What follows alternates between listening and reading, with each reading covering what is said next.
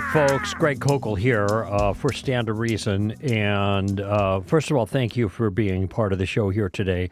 I am still kind of absorbing or trying to, I don't know if make sense is the right word, but I'm just responding personally and assessing this whole thing about the murder of Charlie Kirk last week. It's been now, as you're listening to this, a little over a week, Wednesday, September 10th. And obviously, there's a lot of people that have made a lot of statements about what happened. And, you know, I don't know that I have a lot more to add to the many who have opined about this. There's certainly spiritual ramifications. There's cultural ramifications. I know Victor Davis Hanson made the observation, for example, that it's very unusual that someone in this country who's a media person would be murdered. That happens in Europe. It happens in Mexico. It happens in Central America. It doesn't happen here until now. And not only was Charlie Kirk a media person, he was also a Christian. In fact, it's hard to distinguish, in a certain sense. Many people maybe don't think about this, but in my mind, and I think in Charlie's mind, he was a Christian first. And all of the things that he did regarding culture and maybe even politics were in light of his Christian commitments. In fact, I did see a piece, maybe many of you saw this too, where he was asked, what do you want to be remembered for? And he said, you mean if I die? And then he said, I want to be remembered for my own faith, my commitment to my faith, because faith comes first, is what he said, something to that effect. And so as I think of Charlie Kirk, I do not separate his politics from his faith. And I say so-called faith because many people want to separate that, put it in a different category, like, well, that's what you do on Sunday, or maybe you have these highfalutin ideas about spiritual things that make you feel good, but, you know, you got to live in daily life, and you do that the rest of the week kind of thing. And this was not Charlie Kirk. And that is his own cultural policy, political convictions, if you will, all flowed from his understanding of the nature of the world as a follower of Jesus. And he was an excellent apologist. And it was hard to see the distinction many times, depending on the question that came up during his Q&A sessions. Prove me wrong, a distinction between his Christianity and his politics, because sometimes the questions would be related to his Christianity, and he'd respond, you know, in that regard. I see Charlie Kirk in this regard as a martyr. I do not use these kinds of words freely or frivolously. I think that this is a word that properly applies to Charlie Kirk. If he had not been a Christian and one who is courageous and deeply committed to not only the truth of Christ and the things that relate more directly to that, but the truth of the Christian view of reality that the Scripture characterizes, then he would not have been gunned down. And so I see this first as an act of the ultimate act of self-sacrifice on behalf of his Christian convictions. Some might think of maybe Martin Luther King in a similar category as a minister whose convictions about God and man and reality coming from the Bible informed his very risky venture regarding civil rights in the 60s. I remember it well. I was 17 years old when he was shot. And I see Charlie in a similar kind of capacity. I not the same as Bobby Kennedy, who had been killed just a few months before Martin Luther King, but though it's another tragic assassination, but I'm just trying to think. I don't know that there's been anything kind of on par with that until just last week. But clearly, for Charlie, Christ was central to everything that he did. Now, just as an aside here, it is unusual sometimes when these things happen and you listen to the way it's characterized. And I think that in our culture, there has generally been a reluctance to call anything evil. I guess unless the left is just looking at people whose views they don't like, and I guess they're pretty quick to call that evil. But you and I both know that most of the times that noise coming from the left is not principled. Certainly doesn't apply. But when it comes to real evil, was it Ronald Reagan who talked about the axis of evil, talking about communism? Well, he was pilloried for that. You know, how could you use a word like that to apply, to the communist regime? Are you kidding me?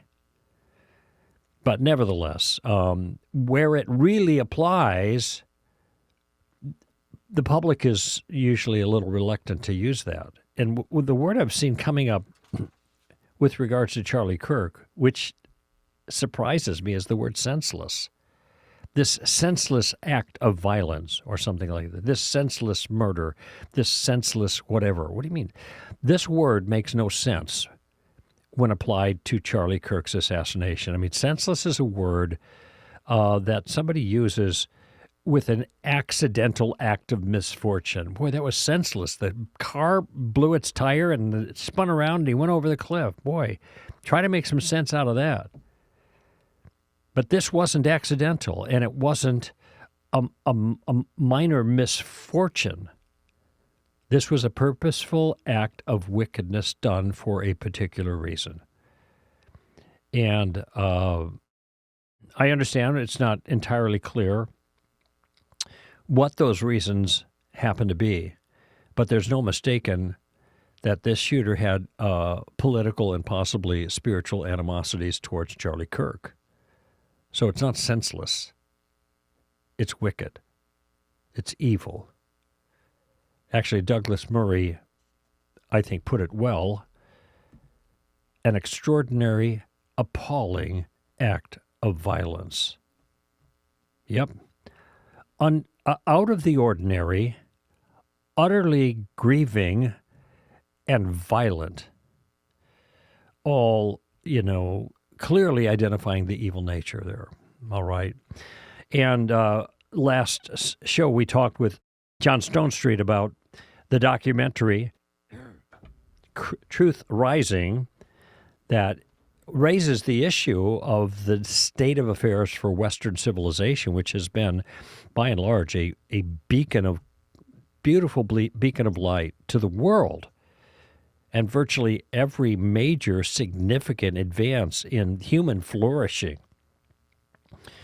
in the last, 1,000 years can be attributed to the West, and not just to wave the flag of the West in a jingoistic kind of way, but simply to say, if this is a civilization that was built on a view of reality, a Christian, Judeo-Christian worldview. And when one functions in the world the way God intended people to function, they will flourish even if they don't believe in God. Now, they won't maximize their flourishing because they're missing the most important part. But the point I'm making is that the world is made a certain way, and it's made by God for a certain reason, and meaning and purpose come from that. And our meaning given to us by God in relation to Him, made in His image, we are image bearers, then is the beacon that guides the purposes in general, or the purpose in specific, to know God and to enjoy Him forever, to honor Him, to glorify Him, and then whatever the particular details happen to be for our individual lives. But we work in that sphere, and cultures flourish, individuals flourish, and cultures flourish. many historians have made the observation that England avoided a kind of revolution that happened in France, that bloody, awful revolution in France. They avoided that because of, believe it or not, a revival, the Wesleyan revival at the end of the 19th, the early 20th century. And because the revival radically changed the people, which radically changed the country. Now I'm thinking about it because I had a conversation recently, a fairly public one.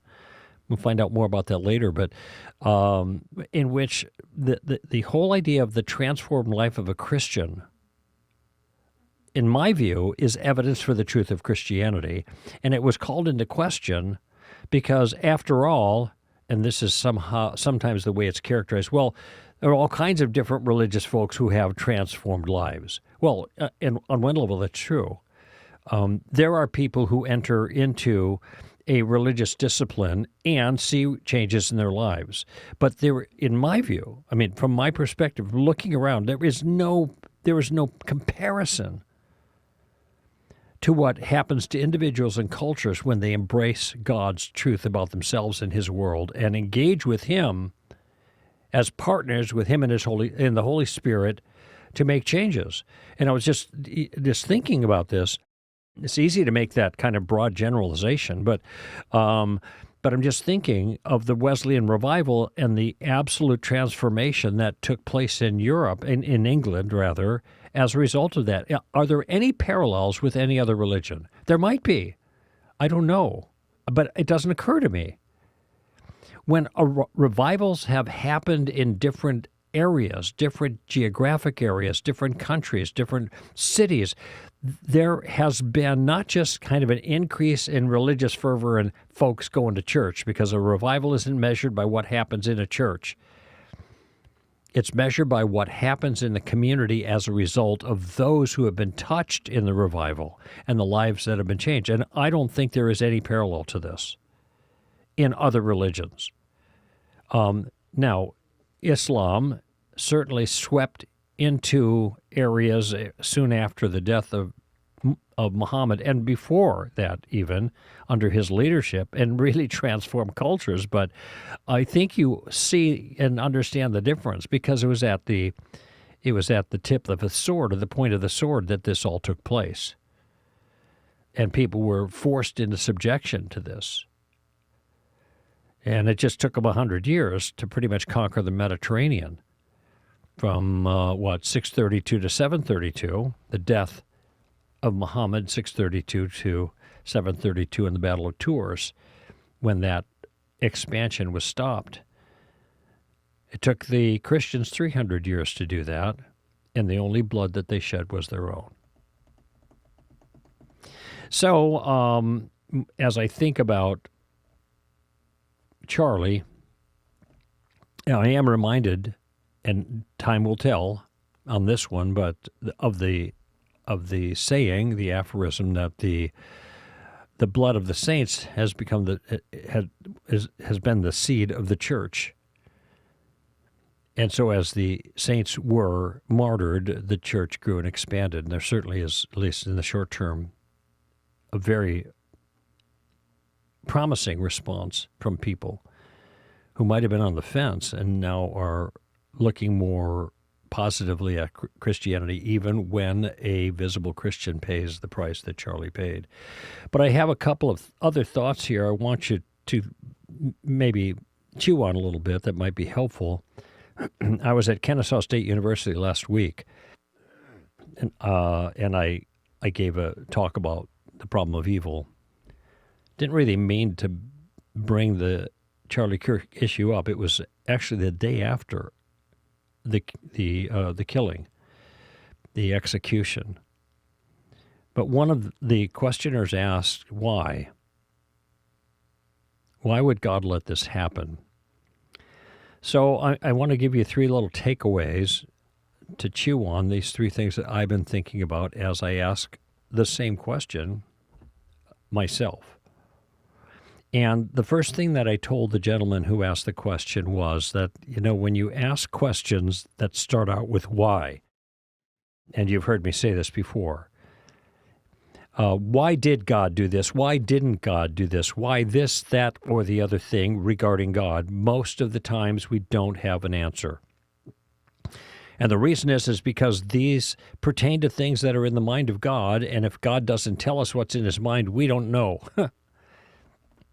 Now, we know some of the things in the mind of God. Paul talks about that in 1 Corinthians, the first couple of verses, that God has shown us those things that are in his mind, in his word, and through those who he's chosen to be his mouthpiece, the disciples, the apostles in particular.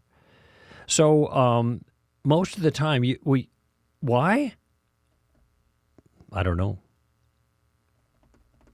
And when I look at others that we've lost recently, it kind of, in a certain sense, cut down on the prime of life. Many of you remember Nabil Qureshi, who was a friend. I met Nabil when he first became a Christian. And, over the years, had different opportunities to spend time together, and a magnificent ambassador for Christ in so many ways, especially to Muslims, because he had been a Muslim, wrote the book, Seeking Allah, Finding Jesus, and still is so influential, now 6 or 7 years after his passing. Why? Nabil, are you kidding me? Why would you take Nabil? Tim Keller, now he was older, but he wasn't old. He wasn't like ancient, yet he's taken out. Mike Heiser, also, middle-aged? How old? Oh. Tom Gilson, friend of us at Stand to Reason. I hadn't thought about Tom, Man, these guys they still got juice, right? They still got things to say. They've got learning. They've spent their lives preparing to be useful and being useful, all of a sudden gone.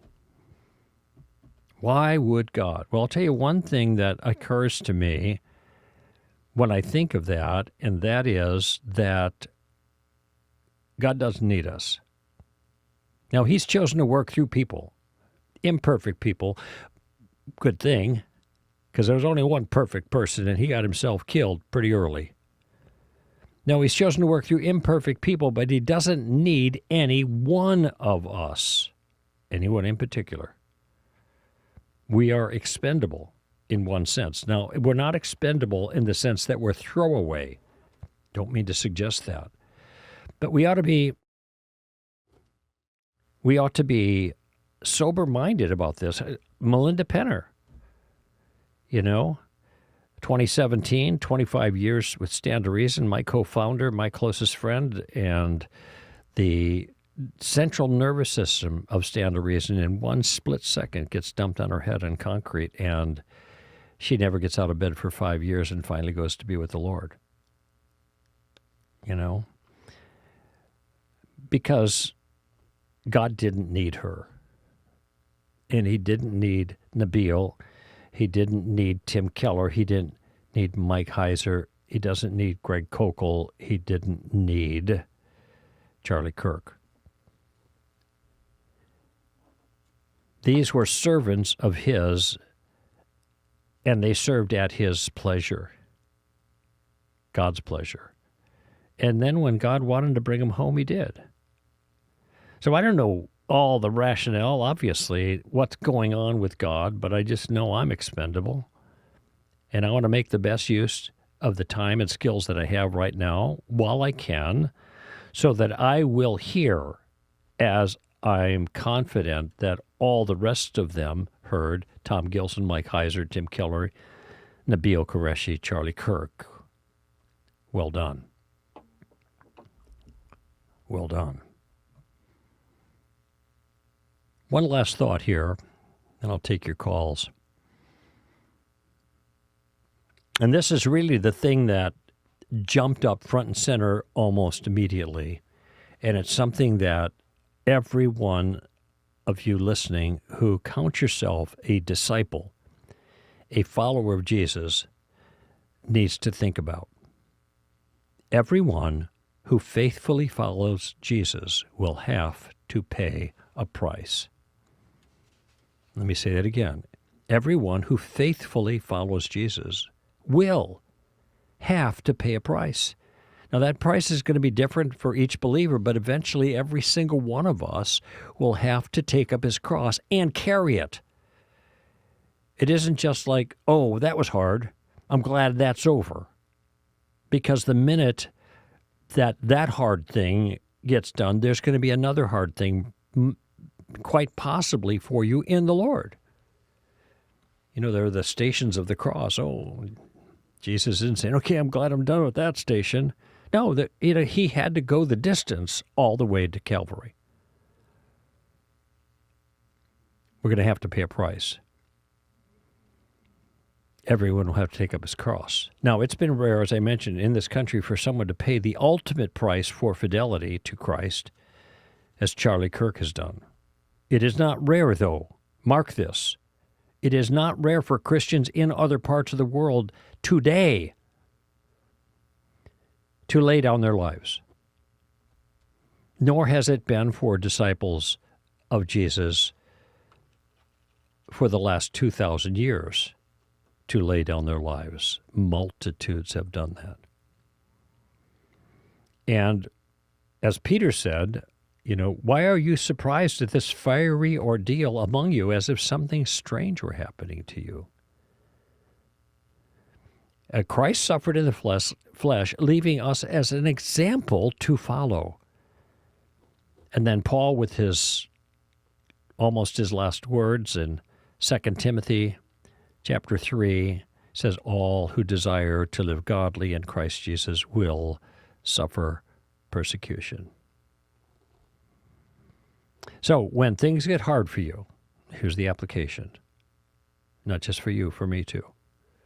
When things get hard for you, when you go through difficulties, when you are challenged, when others challenge you, when you feel the pain, when the cost becomes maybe even bigger than you feel like you can bear, to be faithful, think of Charlie. Think of Charlie. Count the cost as he did. Keep your hand to the plow and don't ever look back.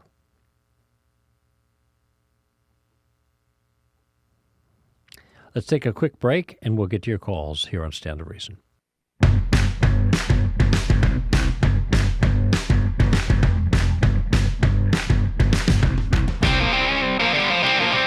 Just a quick reminder about reality coming up. Seattle coming soon, October 17 and 18. Overflow seats are still available, not many. All right. And let's see. Friday, October 3rd is your last chance to save $10 per person. After that, tickets are full price. All right. Minneapolis, let's see. Last chance to save $10 per person is Friday, October 24th. After that, tickets are full price. Minneapolis, those in November 7th and 8th. A little earlier this year, but man, we can't wait. We had such a fabulous time in our new location for the South, and that was Atlanta. And oh, man, that church, Redeemer, it was so fabulous. And the people there were great, and we had a super time. Remember, J. Warner Wallace, John Stone Street, Jason Jimenez, Tripp and Megan Allman, the entire STR Apologist teams. And by the way, Tripp and Megan are on that team now, full on. But I did want to mention them because they're all so popular, every one of them. And a very unique circumstance where I am actually taking center stage for a plenary session on Friday night.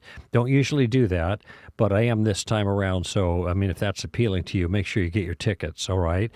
Dallas will be February 20th and 21st.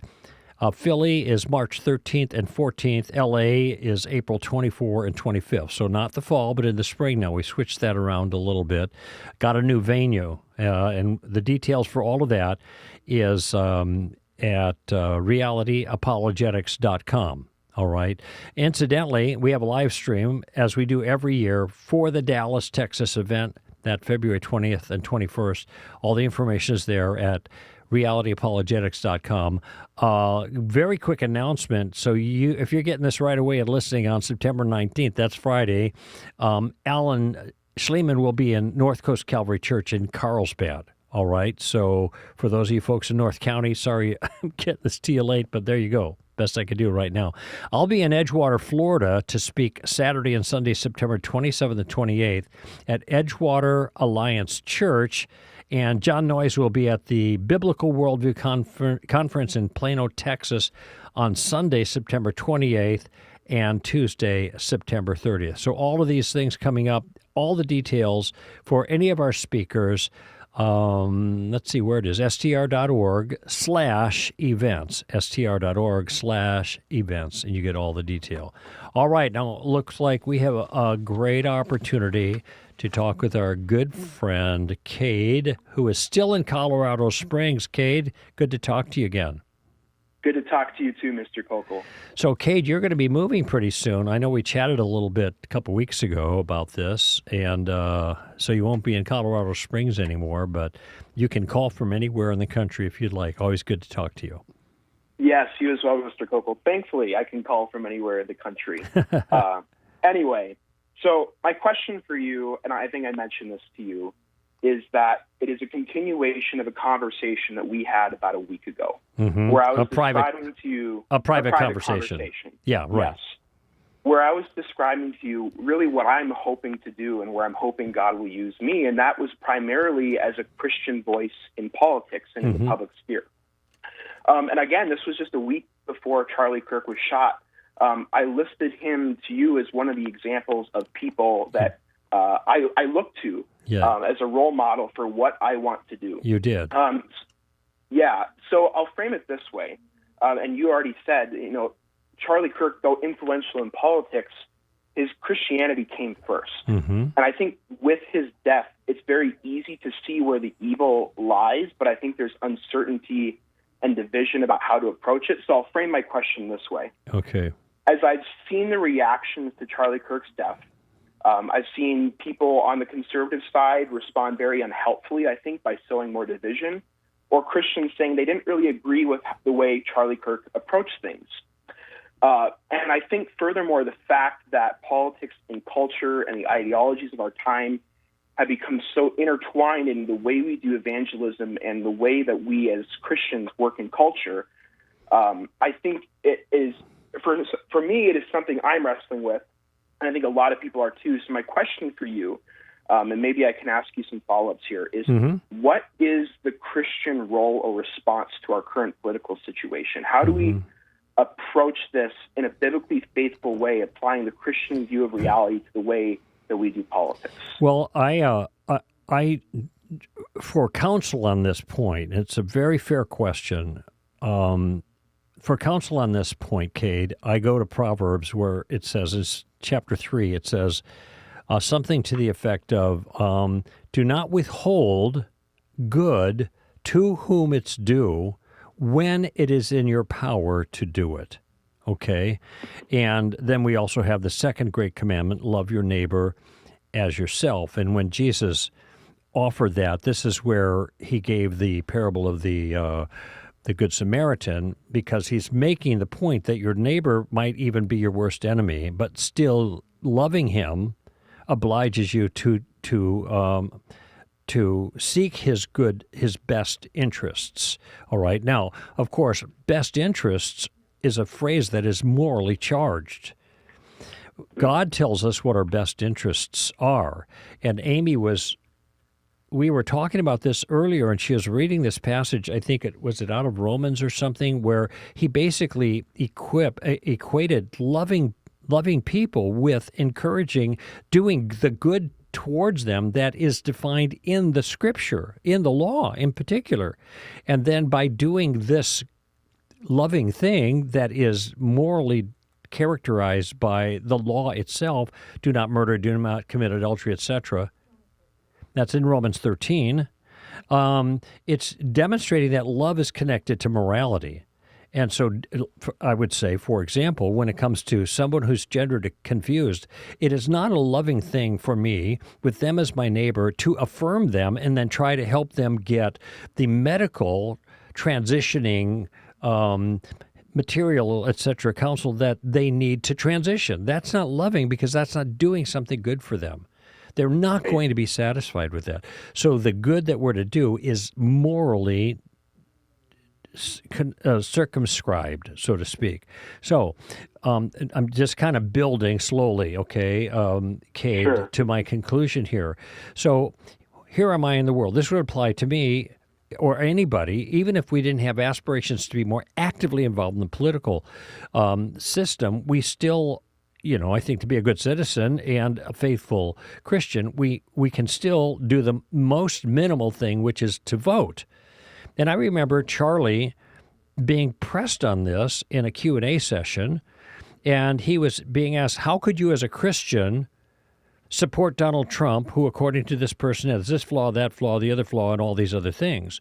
And what Charlie said basically was, you have to ask yourself the question, which political party, since on the executive level it's one or the other, right? You have two choices, most accurately in their platform reflects the Christian worldview. Nobody's going to reflect it perfectly. Which one reflects best? And so that's kind of where I'm coming from. If I've got to choose between one or two people in a two-party system, I'm not going to try to find the one that's, if he's not a saint, she's not a saint, I'm not going to vote at all. If I don't vote for the one I think is a better choice morally, then I withhold my vote, and that's like giving half a vote to the other side, to the person who's even worse. Right. And so I think this was his perspective on many. I wasn't a student at Charlie Kirk. I didn't know him, and I actually I've seen more of him on video since the disaster a week and a half ago now, almost. Than I had before. But this is what I saw, him trying to make a decision as a follower of Christ, given those things that are on the table, the issues that are policy concerns. He has an opportunity with his voice and his platform to do good. And so Proverbs says, don't withhold that. If you're in a position to do the good that you can do. And some issues are not going to be worth one's energy. So you got to choose the hill you're going to die on, right? And I get invitations to do things. Last year I got an invitation to do a debate on, I don't know what it was, with a Christian on some theological issue. I was not going to waste my time fighting with another Christian. Even though I had some strong opinions about the theological issue, well, this made no sense to me. We all have a limited amount of time, Cade. You've got more than I do, obviously. What do you know? Are you 18 yet? Yeah, 18. Okay, so you're a senior in high school, is that right? Correct. Okay, so you're still in high school. For those who aren't familiar with Cade, Cade's been chatting with me here on the air and sometimes privately and at events where we meet since what, you were 13? 12. 12. Okay, so it's been 6 years. And as clear-headed as he sounds now, this is the way he sounded when he was 12. So I'm just saying. But you have different opportunities now. I didn't even become a Christian until I was 23. But and everybody has some opportunities of some sort. It's our job to make the best use that we can of the opportunities we've been given. And so politics, okay, how do we make a difference in our culture? If you are in a position to have a voice to stop or mitigate some evil, then it's a good choice to do that. It's smart to do that. Let's just take one obvious one, the abortion issue. And I choose this because it's the least controversial among some of these cultural issues. It is controversial, even with people who identify as Christians, but I think it's the easiest one to clearly show the biblical divide. I look at Luke chapter 1, and there's John the Baptist filled with the Holy Spirit when he's in his second trimester, and in the presence of the Lord Jesus when he's a zygote. I mean, end of issue, right? Given that, if you then have some opportunity to use, and I'm not saying this is what you should do, but I'm just using it as an example, to speak on behalf of the of precious unborn human beings, in order to save some of their lives, well, that would be an example of having your Christianity inform your political action, because it turns out that not only is the abortion question political, everything is political now. Everything is political. Absolutely. Okay, so you have to choose where you're going to fight your battles. What hills you're going to die on, so to speak. Maybe that's not the best metaphor to use right now, although it is apropos, isn't it? Nevertheless, you have to choose those things based on your interests and your capabilities. But I don't think anything is really off limits in a policy area as long as we're doing it in a principled way. All politics in I should rephrase that because it doesn't always work out this way, but politics by nature is a moral enterprise because it's about the appropriate and proper use of power. All right? What is a good law? What is a just law? What is the right use of power? Is this something we should be using power in at all, or should we just let people decide for themselves? Or whatever. That's what politics is all about.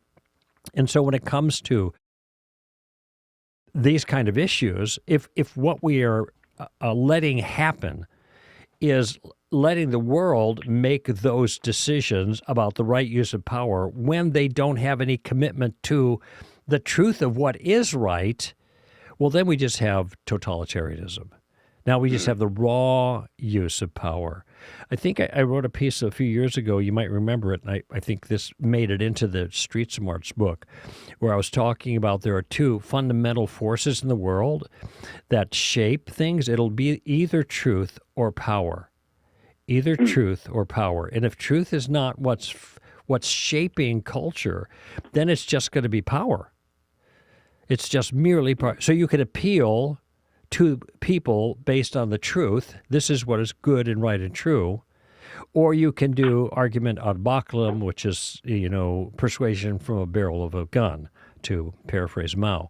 So that would be my general counsel. As a follower of Christ, I think William Wilberforce, there was a very obvious moral harm, slavery, but the rest of, he was a Brit, the rest of England did not consider it to be so. He gave his entire life first to the end of the slave trade and then finally the end of slavery, and he accomplished that, the end of slavery, 3 days before he died. Why does he do this? He was thinking about going into ministry, and then he talked to John Newton, the Amazing Grace John Newton, and John Newton persuaded him that it was an act of service to God to stay in politics for this particular cause. And, of course, he adopted many other causes. The reformation of manners is the way he characterized it. That just meant, in his terms, in the language of the day, to make a more moral society. And he had all kinds of projects that he did to accomplish that, but his work with the slave trade and slavery were the ones most remembered. I think he's a good example of somebody driven by their Christian conscience and their Christian sense of calling. This goes back to the last show with John Stonestreet and the Truth Rising documentary, which I hope people will see at truthrising.com. The sense that they have a calling to make a difference in this world for good, and that looks different to different people. But nevertheless, we are not here just to drift through our lives and make it the most comfortable for ourselves that we can. That was not Jesus' view. That's not the Christian view. And I know that's not your view, obviously, Cade, but that's the kind of thing that governs my approach to these questions. Yeah, well, you mentioned William Wilberforce, Mr. Koukl, and I think this is actually it's a really quick follow-up. We'll try and keep this brief. Yeah, that's all right. You mentioned that we're all alone here. There's no other callers on. We can just go to the end of the hour. I mean, this is just you and me chatting. Fantastic. That's my favorite anyway. So, So you mentioned that politics is a moral enterprise, and it has to do with the right use of power and justice. By nature, correct. Right. And I think what I'm wrestling with, and I think many people that I know who are personally influenced by the death of Charlie Kirk are struggling with, is there are Christians and conservatives who are differing on what it means to be moral and right and what the correct use of power is. Sure. For instance, I mentioned to you that I've seen many Christians, biblical Christians, that, at least in my opinion, come out and say, I didn't really, like, of course this is tragic, but I didn't really agree with the way Charlie Kirk approached things. Just for clarification, maybe you're going to tell me, but it could mean his style or his point of view? His policies. Okay. Specifically. Sure. For instance, the Second Amendment or illegal immigration. So I don't want to turn it to those specific issues, but I think it represents the broader question where I'm seeing a lot of Christians either basically be Republicans with a Christian twist, or I should say MAGA Republicans with a Christian twist, or they are completely evading the fight and trying to take this sort of third wayism, where it seems they don't agree with either of them. Mm-hmm. So I think my question here, Mr. Koukl, especially as someone who hopes to have an influence in forming Christian policies and Christian responses to culture and the political issues we're seeing, is what does it mean to have a uniquely Christian politic? Because I think many people disagree on that. I'll use illegal immigration for an example very quickly. There are people who say, like J.D. Vance, when he brought up the idea of ordo amoris, that we have a duty to deport illegal immigrants. And then you see other Christians saying, no, we need to welcome the foreigner, as it says in the Pentateuch.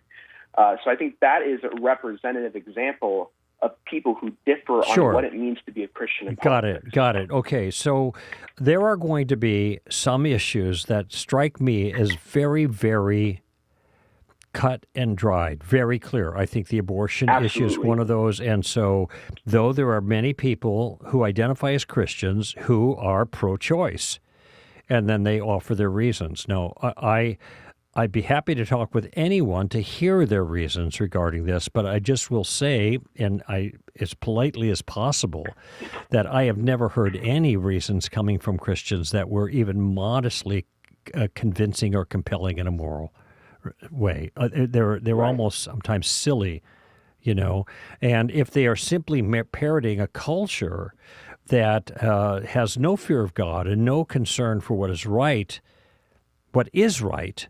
as opposed to doing what's right for them, if they're just parroting that culture, then they're way off base. That's a problem. So there, I think, is a clear-cut example. But I'm not going to, I'm not going to diss that person. I'm going to throw them out and say, I'm not talking to you or whatever. I'm not going to cancel them, whatever. I just think they're seriously mistaken on a serious issue. When you get to other issues like, say, the Second Amendment or illegal immigration, well, now you have something that is much more nuanced. I'm not saying there isn't an appropriate view. There are probably some things where there's no Christian view on it necessarily, and it's going to be personal. If it's politics, it still has to do with power, and so then the moral element is going to be there in some measure, okay? But it's probably there's less gravity to it than the abortion question, all right? And then people are just going to have to do their own homework. And whether the idea of borders that are appropriate, as opposed to open borders, whether that has support in the Pentateuch or not. That, by the way, when anybody argues from the Pentateuch, you got to be really careful, because there were many things that applied, for one, to Israel in the unique circumstance of a theocracy, and secondly, in a political set of circumstances that was 3,000 years ago. The circumstances are different. I'm not going to argue a point. I'm just saying that's a liability of just, on either side, of just simply quoting from the Pentateuch, for example. Context is needed. Yeah. And then on the Second Amendment, okay, so this is something that's a constitutional argument. Now, if there's a moral argument somebody is going to try to make that we shouldn't be armed, well, I'd like to hear that. We shouldn't allow to arm ourselves. There's a reason the Second Amendment was passed, and that was in there, and it was for self-protection, and actually not just individual self-protection, but for regional self-protection. To protect themselves against totalitarianism, and oppression. Now, whether a person thinks that should be still be applied or not, that's a legitimate discussion. So you and I have talked, for example, Cade, about other theological positions that Christians differ on. So how, if the Christians differ, then what do? I'll tell you what you do, and you know this. You read the verses, you do your best to understand what the author was trying to communicate and how it balances out with everything else, and then you take a stand. If you are convinced of one view or another, and you stand on that because you think that's the truth. The exact same thing applies to issues like illegal immigration and Second Amendment. If what you're going to say is what is the Christian view on the Second Amendment, I think that's going to be a lot harder than what is the biblical view of life before birth as it touches the abortion issue. But if you're going to make the case, I think one needs to muster a moral case for that, and then keep everything else in balance. So and again, I'm tempted now to give some examples on both of these issues, but I don't want to campaign for either side here. I'm just simply saying, if you are going to be a Christian in a position like Charlie Kirk or many others who are progressives, then you're going to have to make your case for whatever the policy issue is based on your best understanding of the revelation of God and appropriate moral application to that particular issue. Then that's all you can be asked to do. Since we have Christians on both sides, okay, let's see both cases. I want to see it. Just lay it out. And if somebody's going to be quoting verses, I want to check to see that they're not abusing the text, or maybe using it in a way that is not actually properly applicable to our circumstances. So that would be the way I'd go about it, Cade. Yeah, so it sounds like the way you're laying this out, Mr. Koukl, is almost in the same way there's theological triage. We judge the importance of issues based on like a tier level. Yeah. There might be a very similar thing with political issues or moral issues. For instance, you brought up something like abortion. This is a pretty black and white issue. If we disagree on this, we kind of disagree on essentials of politics and morality. Yeah. But then there might be area for wiggle room as we move down the tier list source. Mm-hmm. And then it's a matter of walking the line between biblical faithfulness and also trying to do politics in a secular world, kind of like Augustine's idea of city of God. Yes, right. You have to find a way to bridge the gap. Yes, and being cordial and to those who differ that are on our team. Slavery is another good example. Nobody would countenance slavery nowadays, like we had chattel slavery, 150 years ago or whatever. Nobody would countenance that. But many Christians did. I mentioned John Newton. John Newton was not only a slave trader, but he was a slave trader after he became a Christian. Mm.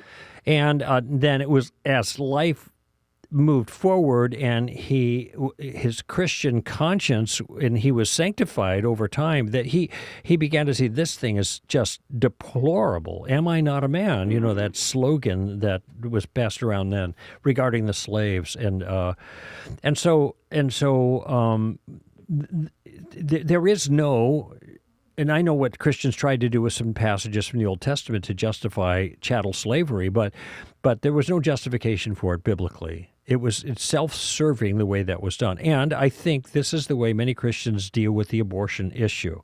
It turns out to be self-serving in different ways. Maybe personally, I want to get an abortion, maybe myself, or I don't want to be the weirdo who's not pro-abortion in my group, so I'm going to be my Christian self, but I'm not going to offend people with my pro-life view or something.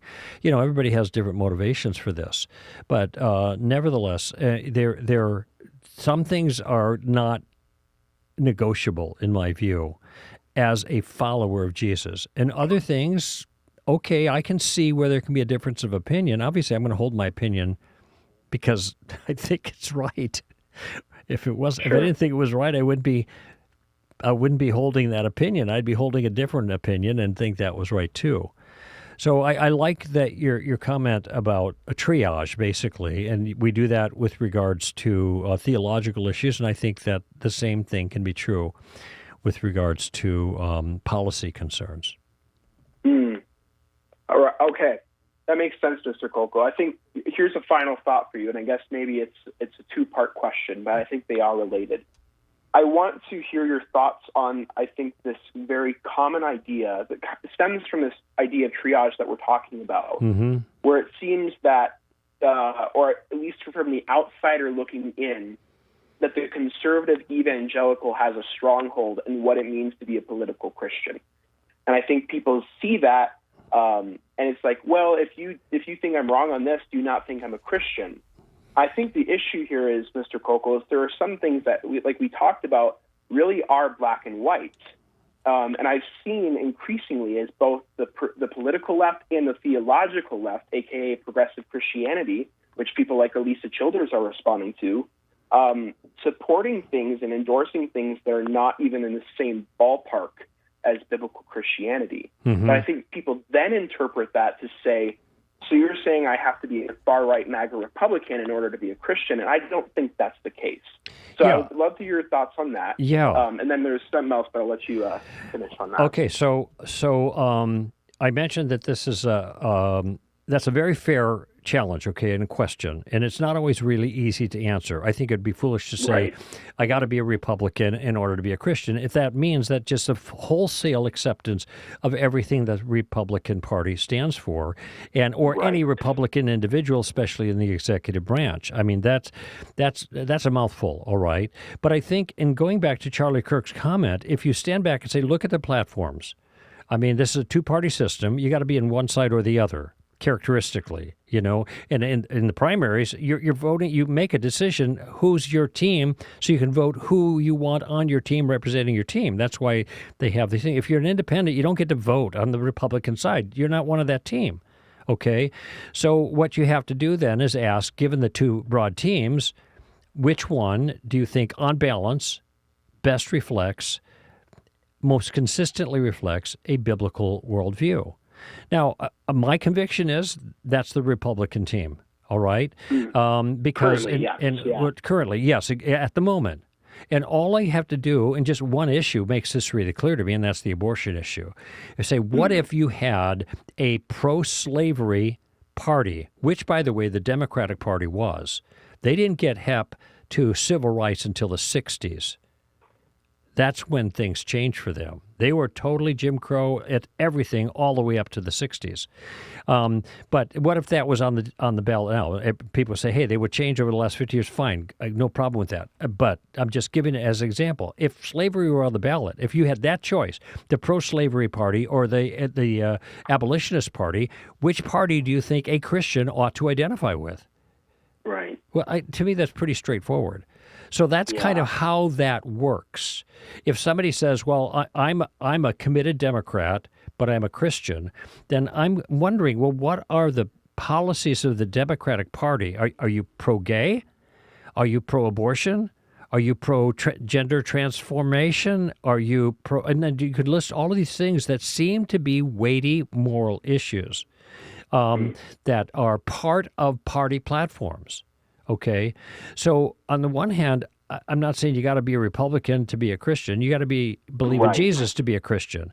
But if you're going to lead a consistent Christian life, then you have to think about what the biblical worldview represents and how does that manifest itself out in particular policies. Now, if somebody does that and says, I've done all the work, and I'm going to be a Democrat rather than a Republican, I think the Democrats do that better, well, then you fulfilled your moral obligation before God.